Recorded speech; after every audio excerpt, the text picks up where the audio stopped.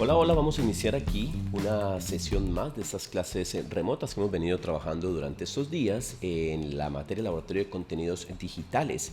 Y básicamente hoy hemos preparado un complemento a la sesión sincrónica que estamos realizando, que hemos realizado sobre el tema de gamificación. Y hoy nos vamos a enfocar específicamente en el ejercicio de los juegos de videos y todo este tema clave que tiene que ver con las claves para la creación justamente de videojuegos. Ustedes seguramente están generando un montón de estrategias y algunas de ellas están basadas en la gamificación. Recuerden que gamificar, ludificar es clave en estos momentos en contextos de la comunicación porque nos permite llevar a los usuarios a conectarse porque genera el tema de la competitividad, de el alcanzar metas específicas, en fin. Entonces la gamificación es clave y por eso nos vamos con esta sesión a generar una posibilidad de ampliar todo este concepto, todo lo que hemos venido trabajando, ya específicamente en el contexto, insisto, de los videojuegos, como lo vemos ahí, y específicamente, insisto, en las claves para la creación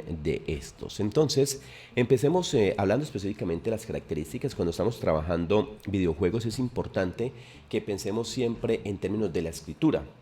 Y cuando vamos a escribir un videojuego, pues es clave tener en cuenta que en el guión hay mucha diferencia con los guiones para películas versus los guiones para videojuegos. ¿Qué significa esto? Cuando estamos escribiendo una película, un cortometraje, una historia, seguramente algunos de ustedes ya están en materias dedicadas a la escritura de guiones, puede ser para cortos o inclusive serializados, en fin, pues conocen algo que se plantea y es la estructura cerrada. Es decir, nosotros escribimos una historia y esa historia tiene un inicio, un nudo y un desenlace. Y casi que la historia es lineal, solo tiene una posibilidad o por lo menos las posibilidades se van dando y tienen unas resoluciones específicas porque estamos hablando de formatos, llamamos eso autocontenidos. Es decir, tienen inicio, nudo, desenlace. Eso es un formato autocontenido. Un formato estructural serializado es aquel que va generándose paso a paso, digamos una serie de televisión como las que vemos regularmente en Netflix, pero también tienen un cierre. Entonces ahí hablamos de dos cosas claves. La microestructura, cada capítulo es una microestructura y la macroestructura es todos los capítulos se conectan entre sí y generan toda la macroestructura. Eso en términos, insisto, audiovisuales de los cortometrajes, de las películas, en fin, todo lo que tiene que ver con lo audiovisual. Pero cuando entramos en el concepto de los videojuegos, cuando vamos a escribir algo basado en la ludificación, aquí las estructuras ya tienen otra particularidad y hay que tener en cuenta el concepto de interactividad, es decir, deben ser estructuras basadas en situaciones interactivas jugables. ¿Qué significa eso?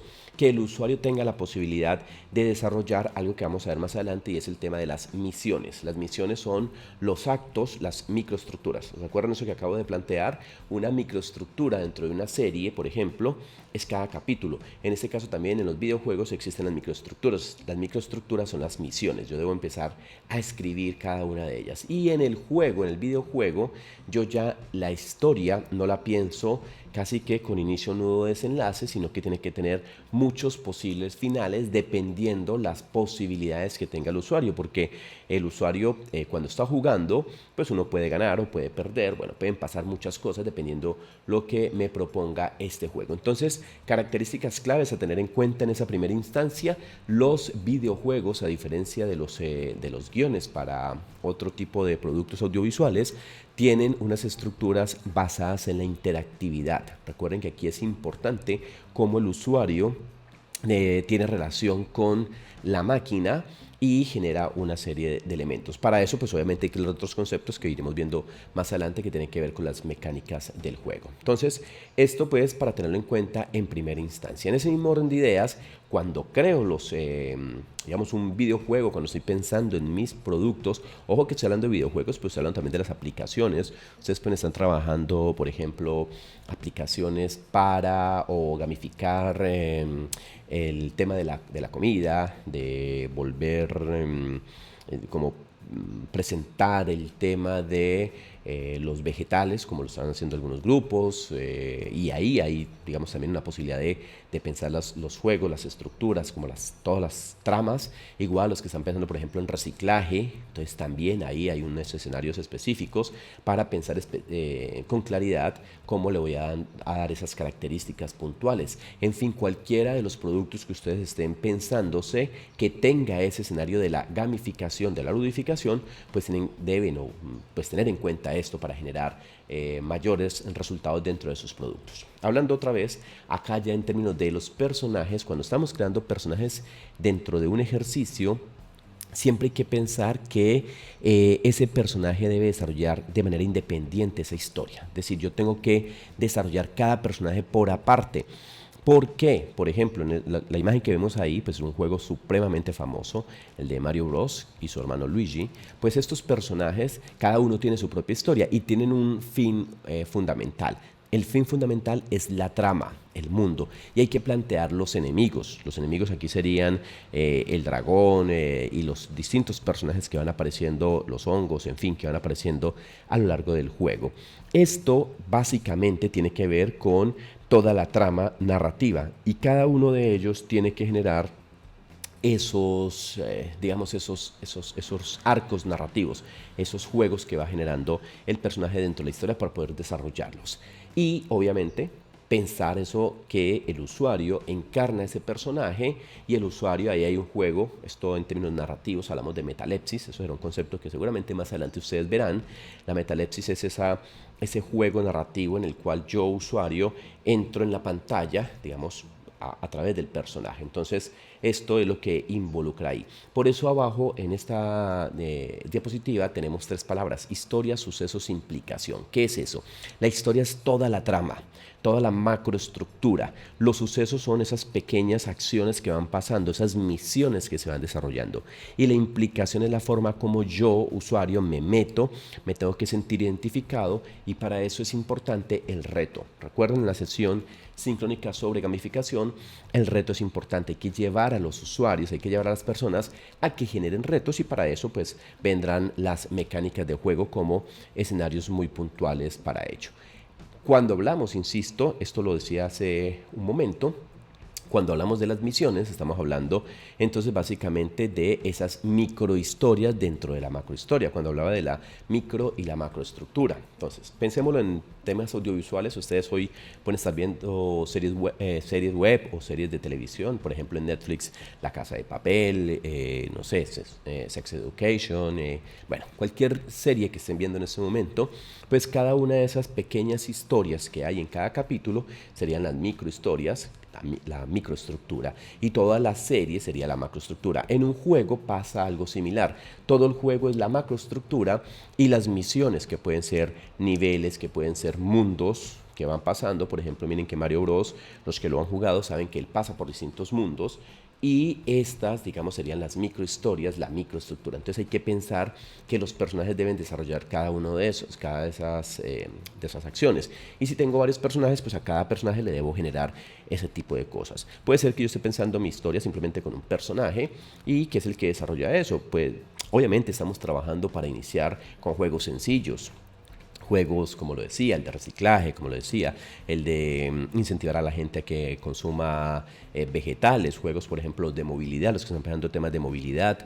Todo ese tipo de juegos particularmente generan acciones o misiones, y esas acciones o misiones se le aplican a un personaje. Entonces, para que tengamos en cuenta esos elementos. Entremos en un concepto que es fundamental cuando hablamos de videojuegos, y es el de la mecánica del juego. La mecánica del juego es clave porque son una serie de reglas que intentan generar juegos que se pueden disfrutar. Es decir, lo que nos permite a nosotros generar adicción, esos son las mecánicas de juego.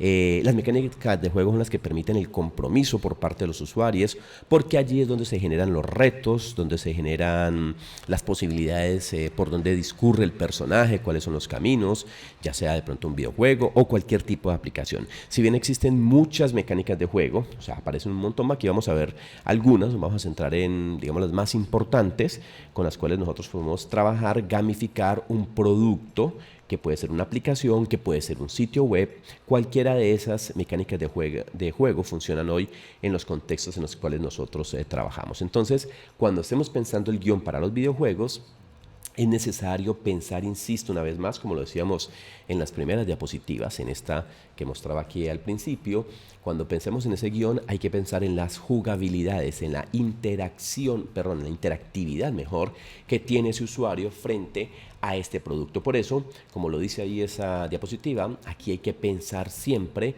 en generar esa misión, qué es lo que va a lograr el personaje, qué es lo que va a lograr el sujeto que está jugando y que está logrando todo ese tipo de situaciones para resolver algo, para recoger puntos, para recoger objetos, bueno, para hacer cualquier tipo de cosas, dependiendo lo que yo haya definido como el norte, el punto con el cual yo voy a trabajar.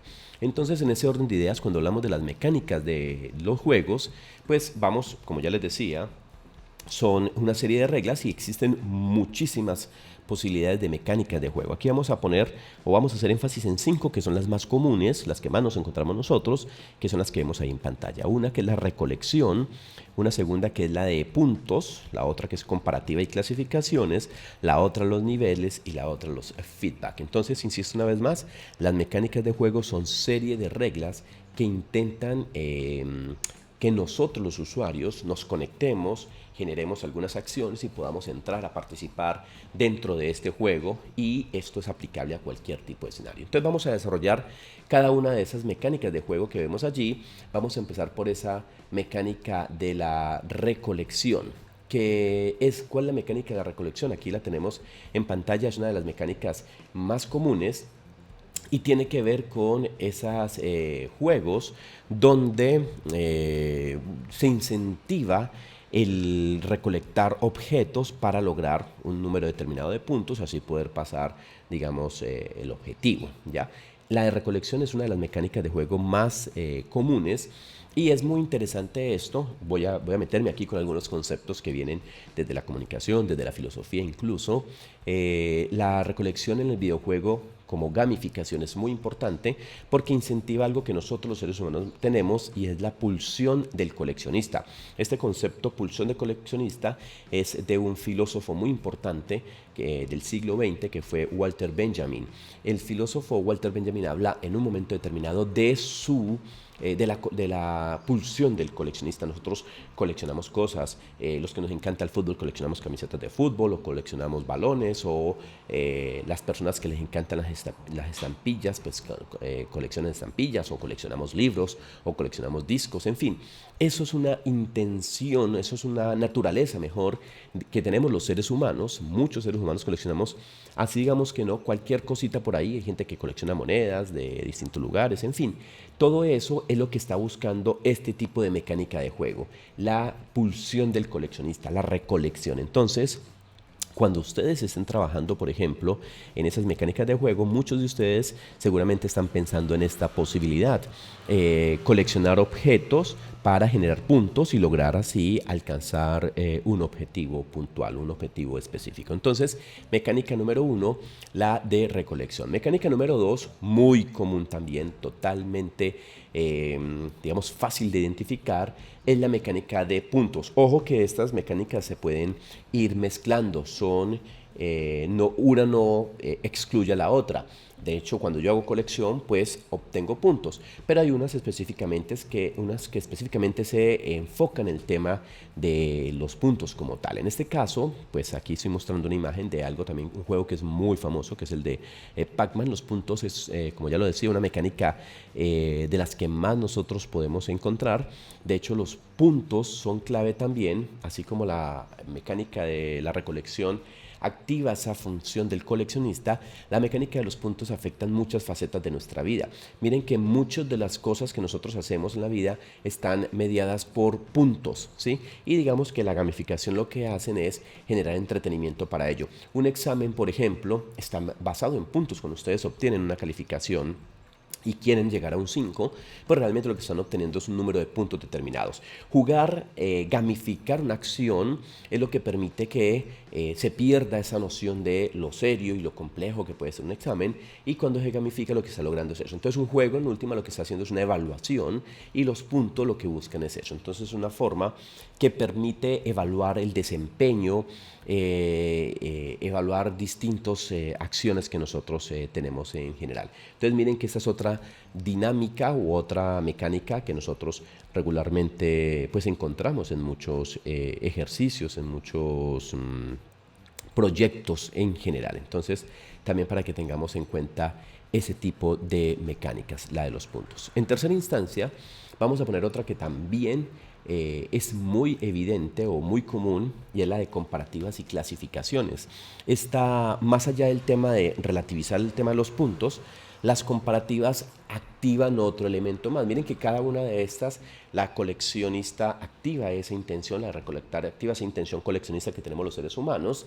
La de los puntos activa ese tema también de alcanzar una evaluación, una calificación. Siempre estamos esperando que nos califiquen, que nos estén diciendo está bueno, está malo, y eso, pues, digamos, por conductismo, quizás desde la psicología nos han puesto, en este caso, el tema de los puntos, de los números, en las calificaciones en términos de evaluaciones, en fin. Y las comparativas y clasificaciones también activan algo dentro de los seres humanos, y es ese aspecto de competencia.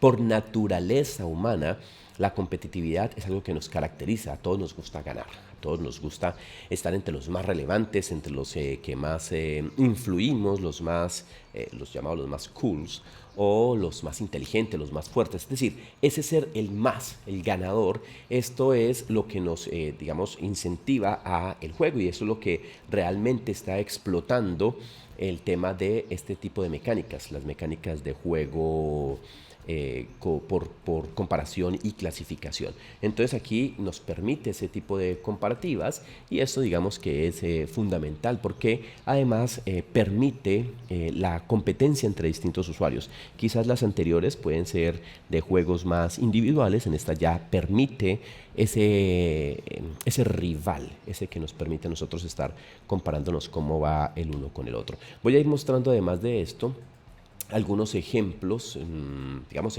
aquí voy a poner en pantalla algunos videos para que vayamos viendo cómo van funcionando ese tipo de cosas. Aquí voy a poner un juego muy viejo. Este juego es por allá de los años 80. Seguramente ninguno de ustedes había nacido. Y estos juegos, por ejemplo, que son del arcade, o los juegos que aparecían en Ataris en 2600, que eran un tipo de juegos de esa época, el Family. Estos, por ejemplo, eran juegos que buscaban la puntuación, ¿sí? Alcanzar un score específico, y digamos que era esa metodología. El otro juego que menciono muchísimo, que es este que pongo acá y que será famoso siempre, que es el Mario Bros. Mario Bros también es un juego que permite un tema de obtención de puntos, pero también permite la recolección de objetos, pero va a llegar a otro ejercicio, y es el de alcanzar los niveles, que ese es otro tipo de mecánica de juego. Entonces miren que aquí en este, por ejemplo, se mezclan muchos distintos tipos de mecánica, en este que estamos viendo ahí en pantalla. Sigamos con los distintos tipologías de mecánica de juego, y entremos a precisamente al de los niveles. El de los niveles es un tipo de mecánica muy interesante, porque es quizás el que más nos permite el storytelling. ¿Qué es el storytelling? El contar historias. Los seres humanos lo que más consumimos todo el tiempo son historias. Recuerden, si algo tenemos largo trabajo los comunicadores, es porque tenemos la capacidad y la necesidad de poder contar historias, de relatar hechos, de relatar acciones, y esos relatos realmente son lo que más conecta y lo que más busca los seres humanos. Nosotros siempre estamos con la persona que nos cuenta algo rico, que nos conecta con alguna historia. Entonces justamente este tipo de mecánica de juegos, la de niveles, es la que permite mucho más ese ejercicio de el contar la historia. Aquí entonces el usuario se enfrenta a un panorama mucho más claro de cómo están situados los elementos. Aquí disponemos realmente de una serie de niveles, es decir, de mundos donde va pasando el usuario, y esto implica realmente que el personaje vaya resolviendo distintas misiones para ir alcanzando, ¿cómo llamarlo? Pues alcanzando otras fortalezas, y eso le permite llegar al punto máximo. De hecho, Mario Bros, que lo estaba mostrando hace un momento, Mario Bros juega con eso. Este que tengo en pantalla, que es el de Wolverine, el de Logan de los X-Men, también él va generando, digamos, pasando por distintos mundos, va creando niveles hasta que va logrando todos esos poderes que él tiene como al ser un personaje de, digamos, de este universo narrativo instalado en el cual es una especie de mutante. Entonces, digamos que esto de los niveles lo que nos permite a nosotros es generarle a los usuarios no solamente alcanzar los puntos, todo esto va por puntos, pero además alcanzar distintos mundos, alcanzar mucho más poder, mucho más fuerza. Finalmente, voy a cerrar esta parte de las mecánicas de juego con una que me parece interesante trabajar acá, porque seguramente es la que más ustedes van a hacer énfasis, y tiene que ver con esas mecánicas de juego tipo feedback. ¿Qué es eso? Nosotros en los mecanismos a los que más estamos acostumbrados y que más afectan nuestro desarrollo personal y profesional, tiene que ver con la retroalimentación, el feedback. Por poner un ejemplo, el feedback es muy importante porque genera, digamos, en los niños recompensas. Incluso cuando estamos trabajando con mascotas, el feedback es fundamental. Esto tiene que ver mucho con conductismo, pero también tiene que ver justamente con ese ejercicio de la recompensa para que hagamos algo. Y entonces, estos son siempre refuerzos positivos. Ese tipo de juegos que pongo aquí en pantalla, el de Peppa Pig, por ejemplo, que es muy infantil, son juegos que permiten siempre tener un feedback. Algo de lograste algo y que nos enseña algo, y eso aquí es importante. Esto lo pienso, insisto, en juegos de los que he visto que ustedes están pensando, por ejemplo, para recolección, para generar una mejor acción del reciclaje. El tema del feedback es importantísimo en este caso, porque me permite, además de generar acciones, lograr encontrar además una explicación o una enseñanza, o cuando no logré pues digamos, hacer algo bien con el ejercicio que le estoy poniendo, con la misión que está desarrollando, pues obviamente ahí le está explicando qué está mal o qué está bien o cómo debería ser. Es decir, que siempre exista una enseñanza. El feedback entonces termina siendo también una mecánica muy importante, porque busca ese refuerzo positivo. Entonces, dentro de los juegos, piensen esos esfuerzos, o mejor, esos refuerzos positivos que deben tener los personajes. Entonces, en este instante voy a hacer un pequeño recorderis de esas 5 mecánicas de juegos de las que hemos planteado acá. Hay muchas otras, están estrategias, por ejemplo, son otras formas de juegos que nosotros encontramos con mucha...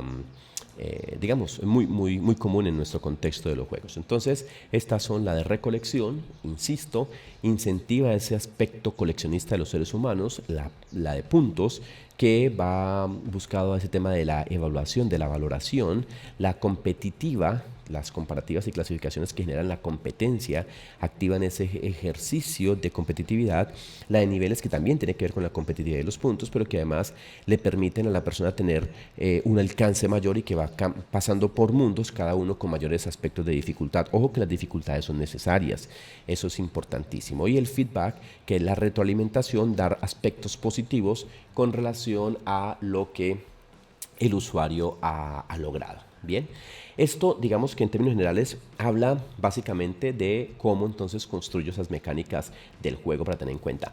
Siempre que estén pensando en los videojuegos o los juegos o las aplicaciones, inclusive los sitios web que están armando, piensen siempre que cuando tienen que ver este tema de la gamificación de por medio, que siempre es importante la múltiple jugabilidad. Es decir, que el juego yo lo pueda jugar muchas veces y que tenga infinitas opciones de juego, ¿sí? Que no sea que lo hice, lo resolví y ya está. O los juegos, por ejemplo, en los que me permiten a mí, me hacen preguntas, y si la respondo mal me permite otra vez hasta que yo miro cuál es la buena y luego avanzo y siempre saco 100 puntos, o pues el 100%. Digamos que son juegos que nos aburren, buscamos la competencia. Esos juegos que nosotros nos incentivan o nos buscan digamos, generar ese aspecto de crecimiento. Entonces el juego tiene que buscar el crecimiento en los seres humanos. Entonces, pilas con esos aspectos, que esos son importantísimos a tener aquí muy en cuenta. Entonces, que no sean juegos fáciles, sino que tengan básicamente esos aspectos, y para eso las mecánicas de juego son fundamentales. Vamos a entrar ahora a otro escenario que tiene que ver con los tipos de juegos. Aquí tenemos un slide que nos habla de los juegos en primera persona y los juegos en tercera persona. ¿Qué es eso?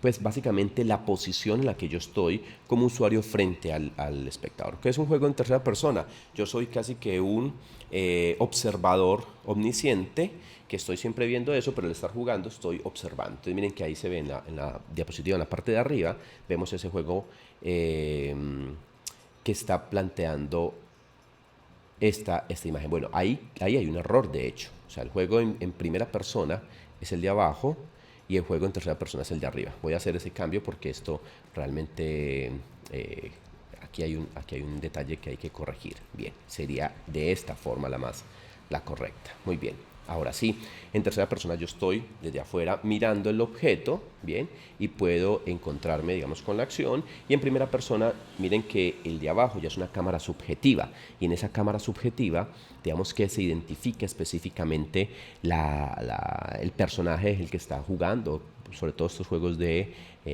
guerra, de shooter, de personajes que están disparando, están buscando, digamos, a alguien para asesinar o lo que sea. Pues estos juegos están muy enfocados en primera persona. Los que estén trabajando realidad virtual, el tema de las gafas, el tema del first person game, los juegos en primera persona, las aplicaciones en primera persona, son fundamentales para que las tengan en cuenta. Y los que están pensando, digamos, el tema de otro tipo de juegos, pueden pensar en tercera persona. Pero básicamente el de primera persona es muy común en las aplicaciones. Los que estén pensando el tema de movilidad, pues están pensando, ya por ahí he escuchado que están hablando de las gafas y que van a hacer acciones, pues están en primera persona. Los que están pensando, por ejemplo, el tema, insisto, en el reciclaje, también es un juego que puede ser en primera persona. El tema de los alimentos también es en primera persona. Es decir, esos que más o menos por ahí tengo referenciados en este momento en la cabeza, pues tienen que ver con eso. Pero piensen también otros juegos que podrían tener la versión en tercera persona, cuál estaría, digamos, en un escenario mucho más alejado para yo observar todas las situaciones que pasan alrededor de esto. Muy bien, entonces hasta ahí tenemos ya todo un marco grande de cómo construimos los juegos, cómo construimos todas estas instancias. Voy a hablar ahora del Game Concept Document, que es básicamente lo que llamaríamos nosotros el libro de producción de un juego. Cuando estamos construyendo un juego, siempre tenemos que tener en cuenta la idea general. Ojo que eso ustedes ya lo han venido haciendo con todo el proyecto que han estado realizando. Entonces, la idea general del videojuego, el público objetivo, la plataforma, el género, si es narrativo, entonces, que están contando, si es un juego, por ejemplo, en términos de suspenso, en fin. Esto sobre todo si tiene mucha historia de por medio. Hay juegos que no necesariamente tienen historia, entonces esto no es necesario. El argumento, el estilo visual es muy importante porque tiene que estar hablando directamente con el público objetivo al cual está haciendo alusión. Los personajes que aparecen, si aparecen personajes o si yo como usuario soy un personaje que estoy, digamos, en primera persona incluido ahí, entonces digamos que se maneja de otra forma esto. Las mecánicas de juego que ya las explicamos, las metas, siempre es importante dejarle claro al usuario qué va a lograr con el juego. Si es un juego en el que yo no sé para dónde voy, este juego me desconecta inmediatamente. Entonces, conectemos siempre al usuario diciéndole para dónde va. A los seres humanos nos interesa saber ganar, pero para poder ganar tenemos que tener instrucciones totalmente claras. Entonces, esto es muy importante. Y generar unas experiencias de usuario. Esto es como el ejercicio de gamificar, de ludificar, del cual hablamos al principio, antes de esta sesión, digamos que es fundamental. Entonces, gamificar es clave y ahí hay que generar esa experiencia. Para eso se gamifica, para generar experiencias en los usuarios. Generar ritmo, y para ello, digamos, todo ese tema, lo que dice al final, lógicas de nivel y acciones y eventos, es ya cómo yo voy armando el juego, es decir, clarificando en términos más lógicos la programación de ese juego. Esto ustedes lo vieron cuando estaban haciendo los primeros prototipos en baja, digamos las lógicas de nivel. Entonces si el juego entra, si dice que juega, entonces pasa, si dice que no, entonces sale el juego, si entra aquí, entonces escoge el personaje, si el personaje es no sé qué, si pasa a tal mundo, tiene que hacer tal cosa, en fin, todas esas cosas que le van haciendo crecer en los niveles. Entonces esto, ustedes ya seguramente lo tienen, pero ahorita hay que llevarlo a partir de todas esas mecánicas de juego digamos, a ponerlo ya en funcionamiento, básicamente. Y las acciones de eventos, que es ya entonces mucho más gráfico, mucho más visual. El personaje desplaza por una parte, le hace una pregunta, si no la responde, entonces tiene que ir a buscar un documento. Estoy hablando de un juego que nosotros estuvimos desarrollando hace ya un par de años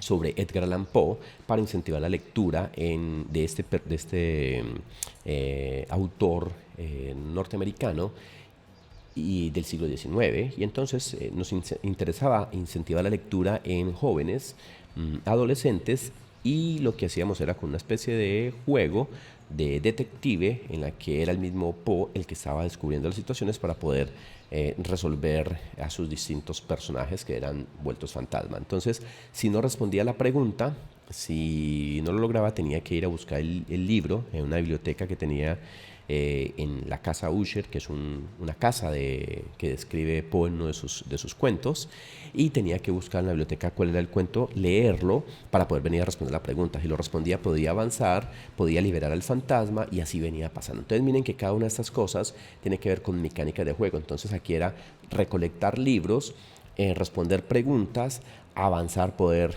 destruir o liberar el fantasma para poder liberar toda la casa y volver todo a la vida. Digamos que era un juego que permitía eso. Y siempre había un ejercicio también del feedback, donde las personas luego, cuando terminaban, respondían la pregunta, le daban datos sobre ese libro, cuándo lo escribió, dónde lo escribió, en qué estaba inspirado, un poco también para tener más información. Entonces miren que aquí estaba niveles, porque había que ir avanzando, puntos, porque esto liberaba esto.